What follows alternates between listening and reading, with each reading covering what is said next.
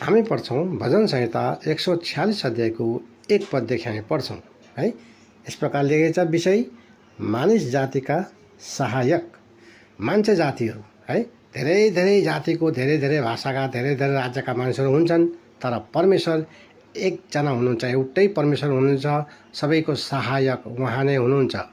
सत्य, जीवित अनि पवित्र परमेश्वर उहाँ हुनुहुन्छ हैन। सारा सृष्टिको मालिक, सृजनहार हैन, सारा जीवधारीहरूको पालनहार अनि सारा पापीहरूको तारनहार है, परमेश्वर उहाँ नै हुनुहुन्छ है। उहाँले सबैलाई माया गर्नुहुन्छ, सबैको सहायक उहाँ नै हुनुहुन्छ हैन। तर उहाँ सत्य, पवित्र, महापवित्र परमेश्वर हुनुहुन्छ अनि उहाँलाई चिनाउनुको लागि नै प्रभु यीशु मसीह संसारमा आउनुभयो हैन।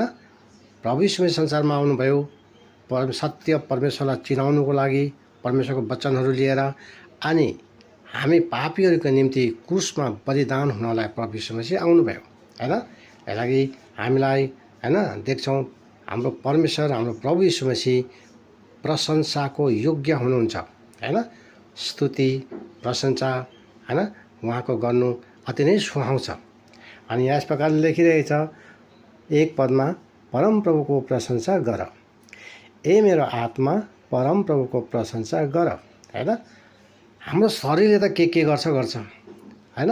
शरीरले त शरीरको अभिलाषा, आँखाको अभिलाषा, जीविकाको घमण्ड, अहङ्कारहरू हैन के गर्छ शरीरले। तर हैन यहाँ जो शरीरभित्र जो आत्मा छ हैन, यो आत्माले चाहिँ आत्माको कुराहरू खोज्छ, संसारको कुरा खोज्दैन, संसारको कुराहरू खोज्दैन, शरीरको कुरा खोज्दैन। यो आत्माले चाहिँ आत्मिकी कुराहरू खोज्छ, परमेश्वरको वचनहरू, परमेश्वरको वचनको रहस्य, भेद, प्रकाशहरू हैन। परमेश्वरसँग कसरी भेट हुन्छ, कसरी परमेश्वरको सम्मुख उभिन सकिन्छ, कसरी स्वर्गमा हैन पस्न पाइन्छ, आत्माले त्यो कुराहरू हेर्छ। यसलागि यहाँनिर भनिरहेछ, हे मेरो आत्मा परमप्रभुको प्रशंसा गर। शरीरले हैन के गर्छ, तर यो शरीरलाई पनि हैन, यो शरीरलाई पनि के गर्छ, आत्माको अधीनमा ल्याएर हैन अनि परमेश्वरको प्रशंसा गर्नु। किनभने परमेश्वर प्रशंसाको योग्य हुनुहुन्छ है, प्रशंसाको योग्य हुनुहुन्छ। उहाँले जुन उपकारहरू हाम्रो जीवनमा गर्नुभएको छ, जसको हामी वर्णन गर्न सक्दैनौँ।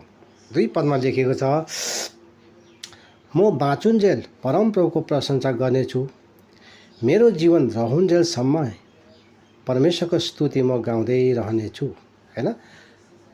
जति दिन प्रभुले पृथ्वीमा राख्नुहुन्छ हैन, परमेश्वरको प्रशंसा गर्दै रहनेछु हैन।